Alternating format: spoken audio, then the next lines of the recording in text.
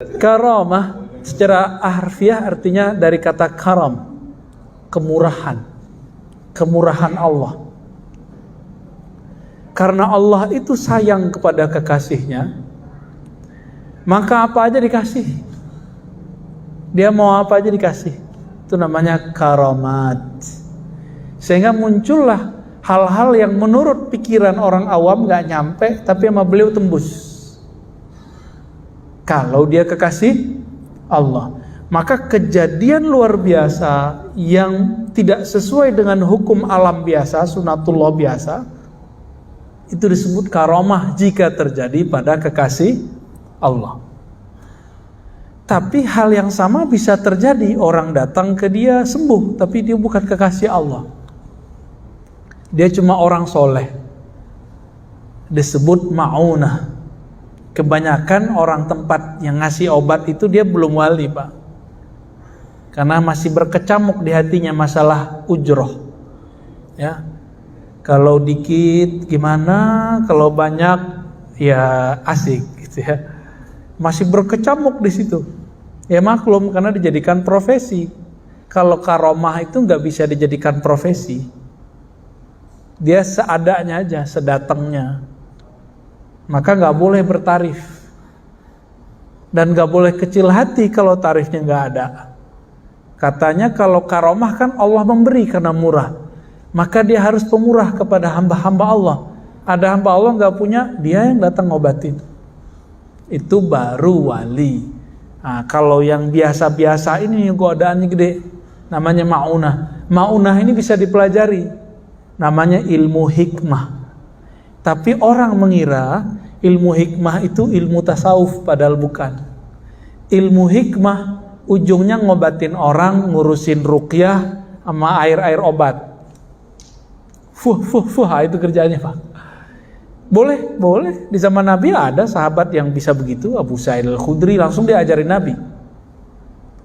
Fatihah, tapi Fatihah yang berijazah khusus untuk Abu Sa'id. Bisa menyembuhkan orang yang kena bisa ular. Kalau bapak ini kan baca Fatihah nggak ngefek, Pak. Karena nggak dapat ijazahnya.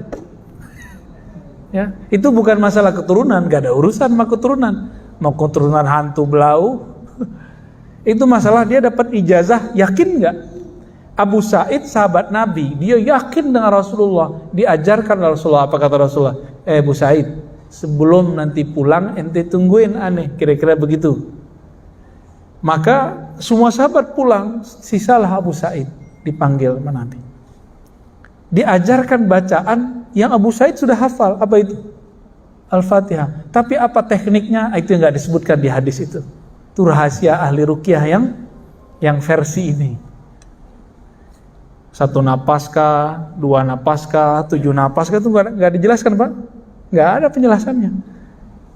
Ya, nggak dijelasin. Nah, itu rahasianya. Kalau orang belajar ilmu ruqyah yang bersanad, nah itu ada cara-caranya di situ. Cara menghembusnya ada, Pak. Nggak main fuh doang. Ya. Abu Sa'id praktek keluar kota, kehabisan bahan makanan. Bawa nama sahabat Rasulullah, ternyata nggak laku di satu kampung. Udah disebut nih, gue nih sahabat Rasul nih, ini rombongan sahabat Rasul. Ya namanya Arab Badui bilang, emang lu siapa? Emang jaminannya kamu sahabat Rasul siapa? Kan nggak ada, ngaku-ngaku aja gitu. Akhirnya Abu Sa'id nggak bisa ngapa-ngapain, dia jalan terus, kelaparan. Tapi hatinya sudah narok satu tanda di situ. Abu Sa'id udah ada kodenya sama dia. Udah agak jauh dari kampung, tiba-tiba ada orang berkuda mengejar. Oi, sahabat Rasulullah. Oi, sahabat Rasulullah. Akhir berhenti, itu sahabat. Ternyata ini utusan dari kepala desa, ketua kampung yang tadi tidak menjamu sahabat Rasulullah. Apa kata si utusan ini? Adakah di antara kalian yang bisa mantra-mantra? Bahasa Arabnya yang keren, Pak. Hal minkum min raqin. Adakah yang bisa ruqyah? Kan jadi Islami kalau pakai bahasa Arab ya. Padahal arti ruqyah apa? Mantra. Jampi. Ruqyah itu bahasa Arab mengangkat doa supaya mengangkat penyakit, ruqyah. Itu ruqyah, mantra-mantra, doa-doa yang dipanjatkan bisa kepada Allah, bisa kepada selain Allah. Maka ada ruqyah syar'iyyah, ada ruqyah yang syirkiyah. Semua sahabat diem, mereka hafal surat Fatihah tapi nggak dikasih teknik oleh Rasulullah cara untuk ngobatin. Semua diem, akhirnya Abu Sa'id mengatakan, saya aja deh. Yang tadi minta dijamu. Tapi beliau karena tadi udah diusir, jual mahal dong. Ya udah, kalau gitu saya kasih tarif. Nanti kalau tuanmu sembuh, tolong sediakan 40 domba. Ini sahabat Rasulullah, yakinnya tinggi, Pak. Maharnya 40 domba. Itu kalau domba berapa nih harganya? Ini mana tuan domba di sini nih? Yang ini jualannya Toyota deh, nggak nyambung. Domba Toyota. Ada yang jualan kambing di sini? Kambing berapa Pak harganya? Yang bagus. 3,5 juta kali 40. Mahal Pak, nyinggung hati sahabat sih ya. Ketemu, dilihat, wah ini mah baru kena gitu kata si Abu Sa'id. Dibacain surat Al-Fatihah yang semua sahabat yang lain juga hafal tapi nggak tahu tekniknya. Terus diludahin Pak, rasain loh, puaslah dia Abu Sa'id ya. 3 kali, ulang lagi baca, ulang lagi baca. Yang ketiga hilang penyakitnya, langsung lama-lama kempes, hilang panasnya, langsung sejuk. Itu namanya karomah. Bisa direncanakan? Bisa. Maka karomah bagi wali bisa direncanakan. Sekarang kiai-kiai karena nggak punya karomah bilang nggak ada tuh karomah, nggak bisa direncanain. Kalau nggak ngerti karomah jangan ngomong karomah deh, ya. Bilang aja saya nggak ngerti, saya nggak punya karomah, gitu aja selesai. Ini buktinya sahabat Nabi bisa merencanakan, ditarif lagi. Seru Pak ya kalau karomah bisa ditarif gitu. Sembuh, girangnya bukan main, ini tuan kepala desa. Dia punya kambing bukan 40 Pak, 4.000-an lebih. Sono punya banyak dia. Ya, ribuan dia punya. 40 cuma batuk doang itu. Dia bilang, no, yang di situ tuh kasih ke sahabat Rasulullah 40. Cuma ngeludah. 40. Berapa duit Pak tadi? 135. Avanza bawa pulang. Belinya ke Cangdangdar. Sayangnya Abu Sa'id Al-Khudri waktu itu nggak ketemu Cangdangdar kan. Walhasil Abu Sa'id bingung. Ini 40 boleh dimakan nggak ya? Mereka lagi lapar Pak. Nanya ke sahabat, ada nggak yang kamu dengar Nabi membolehin upah mantra, upah perdukunan gitu ya? Semua sahabat diam lagi. Yaudah kita bawa aja yuk ke Madinah. Mereka masuk ke kota Madinah cuma minum doang tadi di desa tadi, nggak makan. Masuk kota, lapor ke Rasulullah. Begitu lugunya sahabat, lugu polos, itulah sahabat Nabi. Maka antum ini nggak akan bisa berkarakter seperti sahabat kalau akalnya masih liar, suka ngakal-ngakalin ilmu ustadznya. Kalau tulus, polos, itu tuh jadi pewaris sahabat Nabi tuh. Orang-orang begini nih setia. Apa salahnya diambil satu, kalaupun salah nanti tinggal diganti toh. Tapi polos begitu. Apa kata Rasulullah? Rasulullah nggak bilang iya, nggak bilang tidak. Kamu nanti kalau bakar kambing, nyate, jangan lupa ajak saya. Itu maksudnya apa?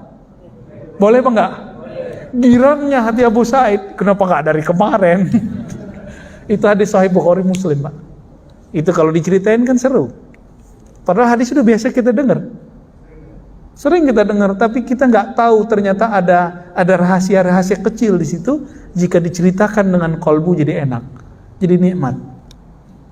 Mantra itu Pak, mantranya pakai Al-Quran. Jadi karomah. Dipakailah sekarang oleh orang-orang yang training ruqyah. Apa ikut tuh karomah? Enggak, itu namanya maunah. Saya punya teman nggak sholat Pak, nggak sholat, kerjaannya macam-macam. Tapi kalau ada orang kesurupan sama dia dibacain ayat kursi, sembuh juga tuh. Jadi masalah ruqyah ini bukan masalah keturunan, bukan masalah dia sholat. Masalahnya kalau dia memanjatkan doa, dia yakin apa enggak? Bapak ini kan sholatnya banyak, tapi yakinnya juga banyak. Enggak banyak ya. Sholat banyak, tapi ragunya banyak. Bener gak ya? Bener gak ya? Ngefek gak ya? Ngefek gak ya? Gitu kan? Kalau mereka enggak, mereka polos. Orang-orang polos ini, ketika diajarkan apa? Yakinnya sempurna. Kalau ini suka bolos ini. Bukan polos. Coba Cang Nandar disuruh ruqyah nggak mau dia. Ya, paling maunya diruqyah ya. Diruqyah oleh ruqayyah. Ya lanjut. Jadi karomah itu hadiah dari Allah. Buat siapa? Ya. Karomah itu bisa direncanakan oleh kekasih Allah kalau dia dikasih namanya Al-Ismul A'zam. Nama-nama kunci meminta kepada Allah. Ada Pak kunci-kuncian minta ke Allah. Iblis aja ada, makanya dia bisa abadi. Kalau iblis minta dengan kuncian itu bisa abadi, sang wali cuma minta dikit doang, masa nggak dikasih sama Allah? Dikasih Pak. Maka wali Allah itu kalau udah tingkatan tertentu, dia minta abadi bisa. Tapi kalau dia tahu diri, dia nggak mau abadi. Karena kullu nafsin dha'iqatul maut. Dia harus melewati ini. Nabi Idris paham bab itu, maka dia buat skenario. Minta dulu mati. Ya Allah, saya pengen tahu dong cara mati gimana. Mati dulu Pak. Udah mati, dihidupkan lagi. Habis itu minta lagi, ya Rob, buat jalan-jalan ke neraka dong. Dibawa ke neraka. Habis ke neraka kemana? Surga. Habis ke surga nggak mau keluar. Tuh pinter kan Nabi Idris. Orang udah ngerasain mati. Jadi ketika ditanya, ente kenapa masuk surga? Kan ente belum mati. Dia jawab, siapa bilang saya belum mati? Saya kan udah mati. Gitu. Jadi wali Nabi itu bisa berencana, tapi rencananya bagus. Ya bukan rencana yang bohong ya. Kira-kira begitu Pak ya. Menyikapi kejadian-kejadian di luar sana, ada orang yang dianggap bisa ngobatin itu benar kekasih Allah, ada yang dia cuma orang soleh. Atau orang yang bukan soleh tapi dia tahu Ismul A'zam. Mau dia dukun, mau dia orang soleh, tahu Ismul A'zam bisa nyembuhin. Ismul A'zam itu kalau diterjemahkan nama yang agung. Kalau terjemahan saya, kunci-kuncian minta kepada Allah. Gitu. Jadi ini bukan bagian dari karomah semua ya. Semua orang tadi itu mintanya sama Allah atau mintanya melalui jin? Tanya aja Pak. Tanya aja sama dia. Pak Haji gitu. Ente minta sama siapa? Nanya aja sama dia. Ya, jangan nanya sama saya nggak ngerti Pak. Nah ini kan biar kita maksudnya ini moral. Iya. Karena nanti kita salah. Kita kan banyak orang yang Iya. Jadi Bapak tanya aja langsung ke beliau. Kalau tanya ke saya kan saya bukan praktisi. Tanya aja langsung. Maaf Pak Haji, ini kalau boleh tahu biar kami nggak salah nih, ajak canda aja, amplopnya tebelin dikit. Itu kalau doa bunyinya gimana sih gitu. Jangan bilang ente minta ke Allah atau enggak. Pasti dia minta ke Allah. Cuma kan Bapak pengen tahu doanya kan. Mau buka praktek habis itu. Enggak. Jadi gitu Pak ya. Setahu saya, mau itu orangnya dukun, mau itu orangnya soleh, mau itu wali, mintanya tetap kepada Allah. Jadi iblis aja mintanya ke siapa? Coba dalilnya mana? Surat Shad. Apa kata iblis? Robbi. Pakai Robbi dia. Dalam beberapa redaksi, dalam ayat-ayat itu ketemu Rabbi anzirni ila yaumi yub'atsun. Ya Allah, Rabbku. Jadi Rabb itu kata kunci bagi iblis, bagi Azazil. Lalu dia minta apa? Ketika ingin menyesatkan, dia panggil lagi nama Allah yang satu lagi. nama sifat, namanya izzah. Bi'izzatika, dengan izzahmu aku akan menyesatkan mereka. Tuh, lancang kan iblis? Tapi karena Allah melihat dia meminjam nama Allah, Allah birain, udah ente pakai. Maka asma dan sifat itu bagi orang yang kenal rahasianya bisa jadi peluru, bisa jadi senjata.